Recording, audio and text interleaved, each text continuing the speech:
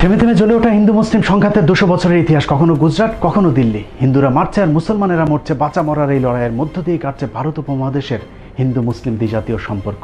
দর্শক, শান্তির পথে হেঁটেছে একদল, আরেক দল অশান্তির আগুন জ্বালিয়ে অশান্ত করেছে এই জনপদ। ভারতের ধর্মান্ধ হিন্দুত্ববাদের সাম্প্রদায়িক থাবায় বারবার আক্রান্ত হয়েছে, তারপরেও অসাম্প্রদায়িক থেকেছে উপমহাদেশের মুসলমানেরা। ঊনবিংশ, বিংশ কিংবা একবিংশ শতাব্দীর ইতিহাসের পাতায় পাতায় ছড়িয়ে ছিটিয়ে আছে মুসলমানদের তাজা রক্ত। নেতাজি সুভাষ বসু কিংবা দেশবন্ধুর মতো সত্যিকারের কিছু ভগবানের দেখা মিললেও ইন্দিরা থেকে নরেন্দ্র মোদী কিংবা নেহেরু থেকে নরসীমা রায়ের মতো নরপশুরাই ভারত উপমহাদেশ বেশিরভাগ সময় শাসন করেছে। শাসনের নামে শোষণে মুসলমানদেরকে কতটা নিষ্পেষণ সহ্য করতে হয়েছে তার অজানা কিছু ইতিহাস নিয়ে আজকের পর্ব। আপনাদের সাথে আছি আমি ইলিয়াস হুসাইন।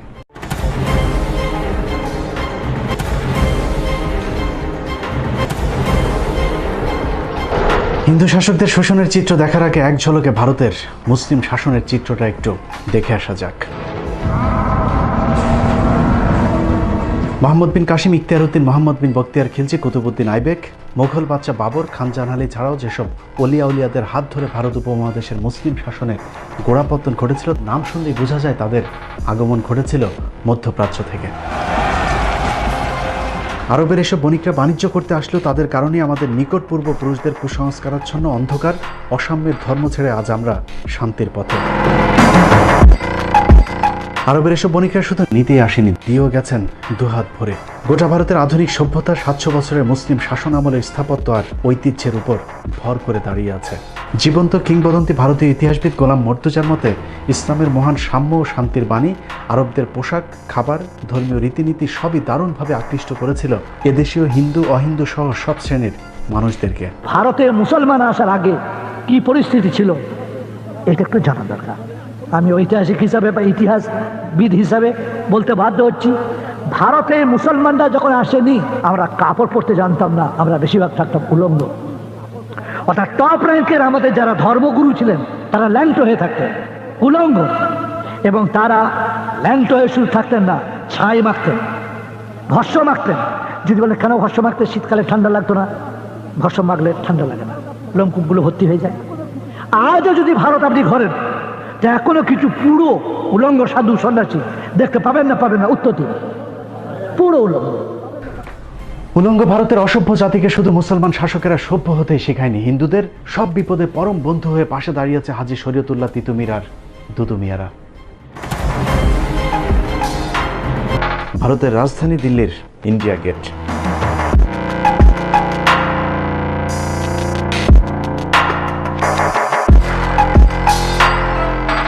ভারতীয় ইতিহাসের সাক্ষী ইন্ডিয়া গেটের বুক জুড়ে খোদাই করা আছে প্রায় 92,353 জন শহীদের নাম, যার মধ্যে মুসলিম শহীদের সংখ্যা প্রায় 62,945 জন। তারপরেও ইতিহাস বিকৃতির মধ্য দিয়ে মুসলিম নায়কদেরকে হিন্দুদের চোখে সবচেয়ে খলনায়ক বানানো হয়েছে। কথায় কথায় উগ্র হিন্দুরা যাদেরকে পাকিস্তানে চলে যাবার কথা বলে, সেই মুসলিম বীরদের বীরত্বের চিত্রটা দেখলেই পরিষ্কার হয়ে যাবে আসলে ভারত উপমহাদেশে মুসলমানদের অবদান কি। বাংলার যে স্বাধীন নবাবের সময় ভারত পরাধীন হয়েছিল তিনাকে দিয়ে শুরু করি। ভারতের স্বাধীনতা রক্ষায় প্রথম শহীদের নাম নবাব সিরাজউদ্দৌলা, যিনি একজন মুসলিম। মির্জাফরের বিশ্বাসঘাতকতায় 1757 সালের 23শে জুন পলাশির যুদ্ধে নবাব সিরাজউদ্দৌলার পতনের পর যিনি ইংরেজদের বিরুদ্ধে প্রথম অস্ত্র হাতে তুলে নিয়েছিলেন, তিনি মীর জাফরেরই জামাতা মীর কাসিম, তিনিও একজন মুসলমান। 1764 সালে বক্সারের যুদ্ধে মীর কাসিমের পরাজয়ের মধ্য দিয়ে মুসলিম শাসনের পরিসমাপ্তি ঘটে, আর সেই সাথে ডুবে যায় ভারত উপমহাদেশের স্বাধীনতার শেষ আলোটুকু।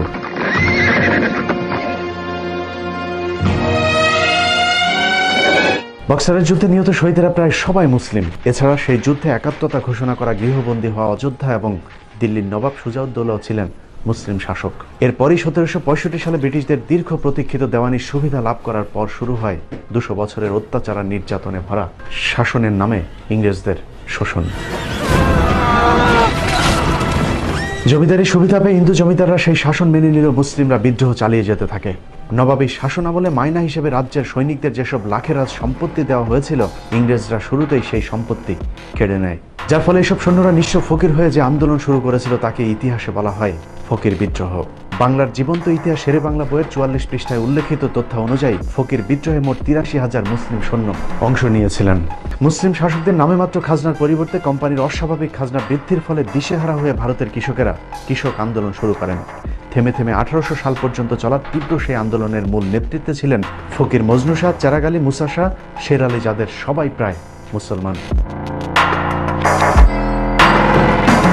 19বিংশ শতাব্দীর শুরুতেই শুরু হয় হাজী শরীয়তুল্লাহর ফরায়েজি আন্দোলন।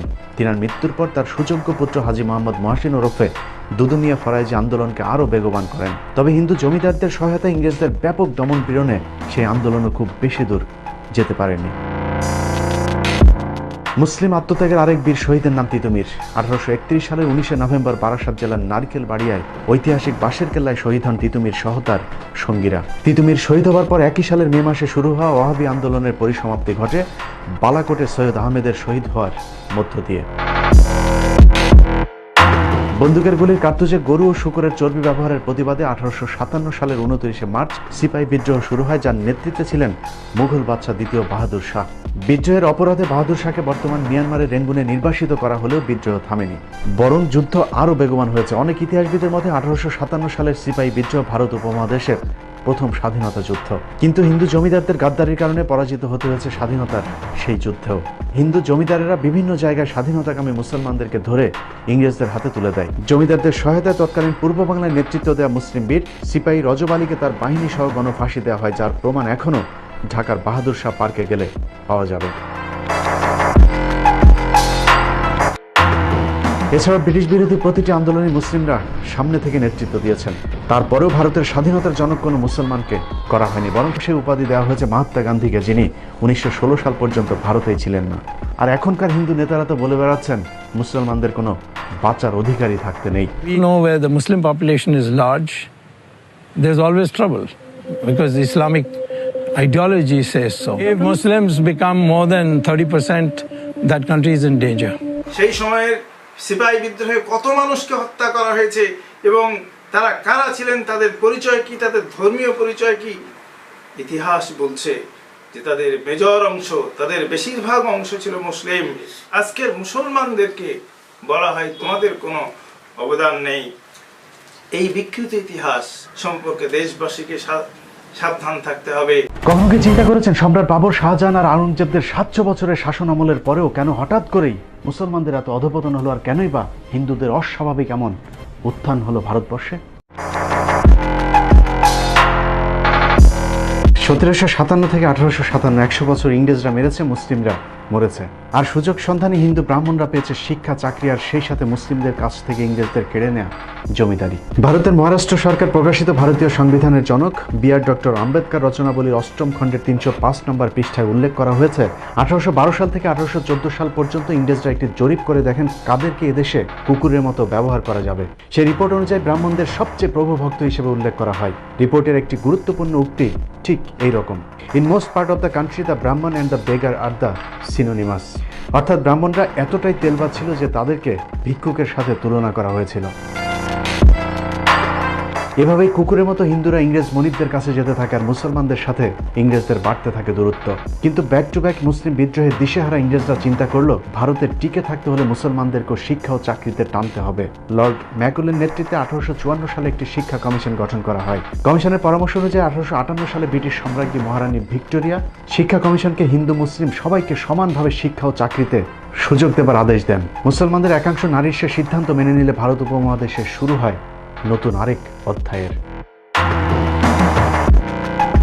মুসলিমরা যখন হিন্দুদের স্বার্থপরতা বুঝে নিজেরাও শিক্ষা, চাকরির সুবিধা নিতে রাজি হয়, তখনই একে একে বের হতে থাকে হিন্দুদের আসল হিংসাত্মক চরিত্র। বিদ্যালয়গুলোতে মুসলিম ও নিচু বর্ণের হিন্দুরা পড়াশোনা করতে চাইলেও সেখানে বাধা দেয় হিন্দু ব্রাহ্মণরা। ব্রাহ্মণদের এই বৈষম্য দেখে জাস্টিস স্যার সৈয়দ আমির আলী 1857 সালে বেসরকারিভাবে মুসলিমদের জন্য অ্যাংলো মোহামেডান স্কুল প্রতিষ্ঠা করেন, যেখানে মুসলমানদের পাশাপাশি হিন্দু নিচু বর্ণের মানুষদেরকেও পড়াশোনার সুযোগ দেওয়া হয়। আর এতে আরও ক্ষিপ্ত হয়ে ওঠে হিন্দু ব্রাহ্মণরা, কারণ সে সময় নিচু জাতের হিন্দুদের জন্য বিদ্যা অর্জন তো দূরের কথা, ধর্মীয় গ্রন্থ ছুঁয়ে দেখাও নিষিদ্ধ ছিল। মুসলমানদের শায়েস্তা করতে 1885 সালে হিন্দুরা জাতীয় কংগ্রেস নামে প্রথম ধর্মের ভিত্তিতে সাম্প্রদায়িক একটি রাজনৈতিক সংগঠন গড়ে তোলে। আর সেই সংগঠন থেকে মুসলমানদের শিক্ষার বিরুদ্ধে তীব্র আন্দোলন শুরু করে হিন্দু ব্রাহ্মণরা। পাল্টাপাল্টি অবশ্য নিজেদের শিক্ষার অধিকার রক্ষায় সৈয়দ স্যার আহমেদ আলীগড়ে গড়ে তোলেন Anglo Indian Mohammedan educational association, যা পরবর্তীতে মুসলিম লীগ নামে রাজনৈতিক দলে আত্মপ্রকাশ করে। কিন্তু আগে থেকে শিক্ষায় এগিয়ে থাকা সংখ্যাগরিষ্ঠ হিন্দুদের হিংসাত্মক তৎপরতার সাথে পেরে ওঠা যাচ্ছিল না, যার ফলে বাধ্য হয়ে পূর্ববঙ্গের মুসলিম নেতা নওয়াব স্যার সালিমুল্লাহ, শেরে বাংলা একে ফজলুল হক, নবাব ভিকারুল মুলকরা বঙ্গভঙ্গের দাবি তোলেন। দাবি মেনে লর্ড কার্জন ঢাকাকে রাজধানী রেখে 1905 সালে বঙ্গভঙ্গ করলে পূর্ব বাংলার মুসলমানেরা এগিয়ে যেতে থাকে। পরের 6টি বছর হিন্দুদের ভয়ঙ্কর এক রূপ দেখেছে ভারতীয় উপমহাদেশ। হিন্দুদের ব্যাপক বিক্ষোভের পর 2011 সালে বঙ্গভঙ্গ রদ করা হলো। পূর্ব বাংলার মুসলিম নেতা নবাব স্যার সলিমুল্লাহ ঢাকাতে অন্তত একটি বিশ্ববিদ্যালয়ের দাবি তোলেন। লর্ড হার্ডিঞ্জ সেই দাবি মেনে নিলে হিন্দুরা সেটারও বিরোধিতা করেন, আর যার নেতৃত্বে ছিলেন আমাদের সবার প্রিয় রবীন্দ্রনাথ ঠাকুর। রবীন্দ্রনাথের নাম শুনে অনেকেরই কপাল হয়তো মাথায় উঠতে পারে, কিন্তু ইতিহাস কখনো মুছে ফেলা যায় না। মুসলিম শিক্ষা এবং ঢাকা বিশ্ববিদ্যালয়ের বিরুদ্ধে রবীন্দ্রনাথের নেতৃত্বে ব্যাপক সেই আন্দোলনের অংশ হিসেবে 1912 সালে কলকাতার গড়ের মাঠে বিশাল এক জনসভার ডাক দেওয়া হয়। সেই জনসভায় রবীন্দ্রনাথ ঠাকুর, ঈশ্বরচন্দ্র বিদ্যাসাগর এবং RSS সমর্থিত রাজনৈতিক দল হিন্দু মহাসভার প্রতিষ্ঠাতা সভাপতি শ্যামাপ্রসাদ মুখার্জির পিতা আশুতোষ মুখার্জির নেতৃত্বে হিন্দুদেরকে সাম্প্রদায়িকভাবে খেপিয়ে তোলা হয়। ঢাকা বিশ্ববিদ্যালয় প্রতিষ্ঠার বিরুদ্ধে সশস্ত্র সে আন্দোলনে ব্রিটিশ আমলাদের খুন করার পাশাপাশি হিন্দুদের 7 জন সন্ন্যাসী আত্মাহুতি দেয়। যদিও এসব ঘটনাকে বানোয়াট বলে দাবি করে ভারতীয় অনেক এদেশীয় দালাল। যে মিটিংয়ে রবীন্দ্রনাথের বিরোধিতা করার কথা বলা হয়, এটা নিয়ে গবেষণা করে দেখা গেছে যে রবীন্দ্রনাথ তখন পূর্ব বাংলায় ছিলেন, তিনি কলকাতাতেই ছিলেন না 2 দিন। তো কাজেই আপনার এগুলো সব মিথ্যাচার। এবার ভারতীয় হিন্দুদের মুখে শোনা যাক কলকাতার গড়ের মাঠের সেই জনসভায় রবীন্দ্রনাথ ছিলেন কিনা। সেই গড়ের মাঠে 1912 সালের মার্চ মাসে গড়ের মাঠে সেই মিটিংয়ের এর থেকে অনেক বড় ডায়াস হলো, তার সভাপতি হলেন বিশ্বকবি রবীন্দ্রনাথ ঠাকুর। কিসের জন্য মিটিং জানেন? মিটিংটা হলো ইংরেজ গভর্নমেন্ট তখন প্রস্তাব দিয়েছে ঢাকাতে একটা ইউনিভার্সিটি করবে, বিশ্ববিদ্যালয় ঢাকাতে, তখন কলকাতায় আছে। সেখানে প্রস্তাব পাশ হচ্ছে ঢাকাতে যেন বিশ্ববিদ্যালয় ইংরেজ গভর্নমেন্ট না করে। কেন বলেন তো? সেখানে বিশ্ববিদ্যালয় হলে মুসলমানরা লেখাপড়া শিখবে। কারো মুখের কথা বিশ্বাস না করলেও চলবে। 1912 সালের 18 মার্চ গড়ের মাঠের সেই জনসভায় সভাপতি ছিলেন রবীন্দ্রনাথ নিজে, যার প্রমাণ কলকাতা ইউনিভার্সিটি রিপোর্ট B4 এর 130 নম্বর পৃষ্ঠায় সংরক্ষিত সভাপতির ভাষণ। রবীন্দ্রনাথের ঐতিহাসিক সেই ভাষণের একটি জায়গায় তিনি বলেছিলেন, চাষার ছেলেরা যদি বিশ্ববিদ্যালয়ে পড়ে তাহলে ক্ষেত খামারে কামকাজ করবে কারা। শুধু এটাই নয়, শ্রী নীরজ চৌধুরীর the autobiography of unknown India বইয়ের তথ্যানুযায়ী রবীন্দ্রনাথ মুসলিমদের বিদ্রুপ করে বলতেন, মুসলমানরা হচ্ছে লাইভ স্টক, গৃহপালিত পশু। কিন্তু সেই ইতিহাস এখন আর কেউ পড়ে না। 1971-এর পর বদলে যায় সবকিছু। চরম মুসলিম বিদ্বেষী রবীন্দ্রনাথ এখন আমাদের প্রাণের কবি। দুর্গাকে উদ্দেশ্য করে যার লেখা কবিতাটাই এখন আমাদের জাতীয় সঙ্গীত। হিন্দুদের মা দুর্গাকে নিয়ে লেখা যে কীর্তনকে আমরা জাতীয় সঙ্গীত হিসাবে গেয়ে থাকি, সেটার মূল গান 25 লাইনের। 1905 সালে লেখা একটি গানকে হাস্যকরভাবে 1971 সালে স্বাধীন হওয়া একটি দেশের জাতীয় সঙ্গীতের স্বীকৃতি দেওয়া হয়। উইকিপিডিয়ার তথ্য অনুযায়ী যে গানের সুর আবার চুরি করা হয়েছিল গগন হারকরা নামের এক লোকসঙ্গীতের শিল্পীর গাওয়া গান থেকে। সেটা তো সমস্যা নেই, মূল সমস্যা হলো হিন্দুদের মা দুর্গাকে নিয়ে লেখা গানের বিশেষ যে কয়টি লাইন বাদ দেওয়া হয়েছে, সে লাইনগুলো পড়লেই সবার কাছে পরিষ্কার হয়ে যাবে এটা আসলে বাংলাদেশের জাতীয় সঙ্গীত নাকি আমাদেরকে দিয়ে কৌশলে মূর্তির গুণগান করানো হচ্ছে। 71-এর পর রবীন্দ্রনাথ, ঈশ্বরচন্দ্রদের মতো এরকম অনেক মুসলিম বিদ্বেষীদেরকে আমাদের ইতিহাসে সুপ্রতিষ্ঠিত করা হয়েছে, অথচ যাদের কারণে আমরা আজ আলাদা ভূখণ্ডে বিদ্যা অর্জন করার সুযোগ পেয়েছি, সেই সব নায়কদেরকে আমাদের চোখে করা হয়েছে খলনায়ক। আজকের ঢাকা বিশ্ববিদ্যালয় প্রতিষ্ঠায় যাদের অবদান সবচেয়ে বেশি, তাদের দুজনের মধ্যে একজন নবাব স্যার সলিমুল্লাহ। জিনার দান করা 600 একর জমির উপর দাঁড়িয়ে আছে আজকের ঢাকা বিশ্ববিদ্যালয় এবং বুয়েট।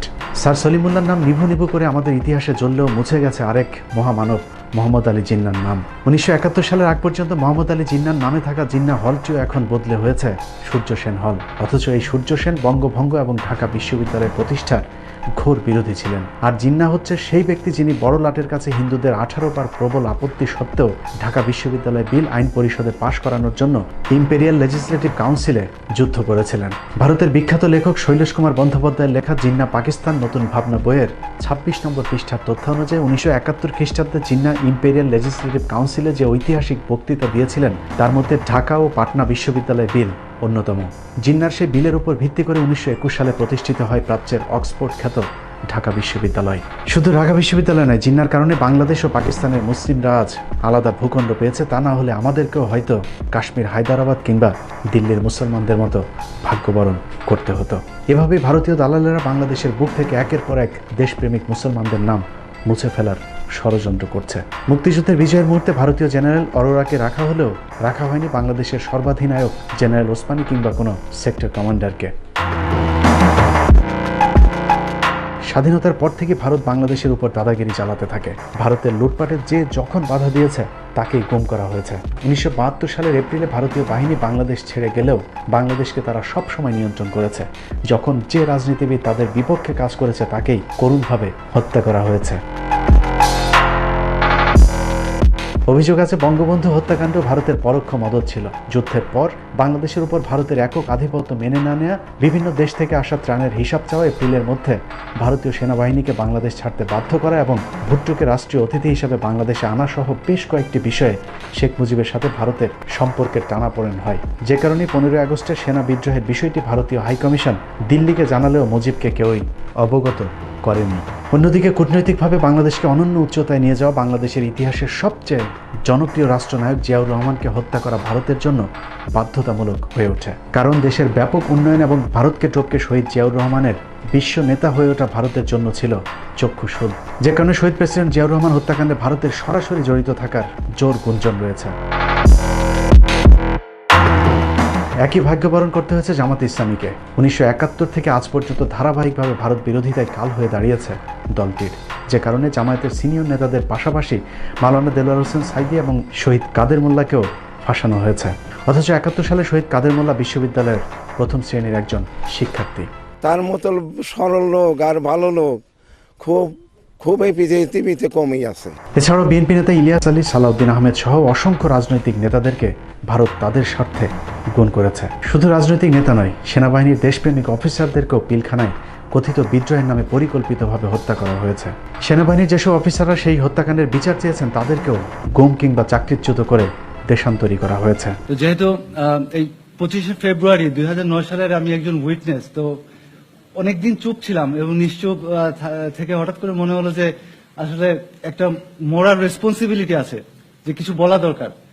অ্যাটলিস্ট কিছু যেগুলো দেখেছি এগুলো যদি না বলি তো একটা সময় আসবে যখন এই ধরনের লোকের সংখ্যা কমে যাবে। যে এক্সপিরিয়েন্স আমরা ইতিমধ্যে বিভিন্ন ঘটনা থেকে আমাদের দেশে আমরা পেয়েছি। এখানে আসলে ইনভেস্টিগেশনের আর কিছু বলার নাই। 11,000 পাতার ইনভেস্টিগেশন পরে আসছে, এমন 800 পাতায় না সামথিং, অনেক কিছু জমা দেওয়া হয় নাই। অনেকগুলো হার্ড এভিডেন্স ডিনাই করা হয়েছে। অনেকের সিসিটিভি ফুটেজ আছে, যে সিসিটিভি ফুটেজগুলা সিডি বা কেস ডায়েরি দেওয়া হয় নাই। তো এগুলা হয়তো ভবিষ্যতে মানে আরো যদি প্রত্যেকটা বিচারই বাংলাদেশের সমস্যা 2-3 বার হয়, তো কোনো এক বিচারে ওটা ভালোভাবে বেরোবে, দোয়া করবেন। সেনা অফিসার হত্যার মধ্য দিয়ে এদেশে পুতুল সরকারের ক্ষমতা দীর্ঘায়িত করা হয়েছে। বিনিময়ে শিক্ষা, সংস্কৃতি, অর্থনীতি কিংবা রাজনীতি সবখানে ভারতের একচ্ছত্র আধিপত্য বিরাজ করছে। ভারত বিরোধী কথা বলাই এখন আমাদের জন্য সবচাইতে স্পর্শকাতর বিষয়। কথা বলেছিলাম এনআরসি নিয়ে, এটা আপনারা অনেকে জানেন না, আমি বলার সুযোগ পাইনি, যে আপনাদের একটু জানা দরকার। যে একজন ঊর্ধ্বতন গোয়েন্দা সংস্থার লোক আমাকে বলেছিল, নূর তুমি তো ইদানিং ভালো কথা বলো, তবে এভাবে সরকারের বিরোধিতা করে তো টিকতে পারবা না। আর এনআরসি ভারতের বিষয়, এগুলো নিয়ে তুমি কথা না বলাটাই বেটার। দ্যাট মিনস সে কিন্তু আগে থ্রেট দিত, এখন থ্রেট না, জেন্টেল ওয়েতে কিন্তু থ্রেট দিয়ে দিয়েছে যে এটা নিয়ে কথা না বলা বেটার। দ্যাট মিনস আমাকে কিন্তু নিষেধ করে দিচ্ছে। শেখ মুজিব থেকে জিয়াউর রহমান, শহীদ আব্দুল কাদের মোল্লা থেকে আবরার ফাহাদরা যখন জীবন দিয়েছে তখন আমরা ভারতের বিপক্ষে চুপ ছিলাম, কিন্তু একটু ভেবে দেখুন, কাল আমি, তারপর দিন হয়তো আপনার পালা। এভাবে একের পর এক দেশপ্রেমিক মানুষগুলো হারিয়ে যাবে বাংলার বুক থেকে। একটি বাংলাদেশ তুমি জাগ্রত জনতার, জাগ্রত সেই জাতি আজ ঘুমিয়ে আছে। ঘুমন্ত সেই জাতির ঘুম ভাঙানোর ক্ষমতা হয়তো আমার আপনার মতো দু একজনের নেই, তারপরেও গেয়ে যাব গানে গানে, আমরা হয়তো হারিয়ে যাব, কিন্তু এই প্রান্তরে আসা নতুন কোনো পাখির ঘুম ভাঙানিয়া গানে হয়তো একদিন জেগে উঠবে হযরত শাহজালাল, শাহপরাণ, শাহ মাকদুমদের উত্তরসূরিরা। আল্লাহ হাফেজ।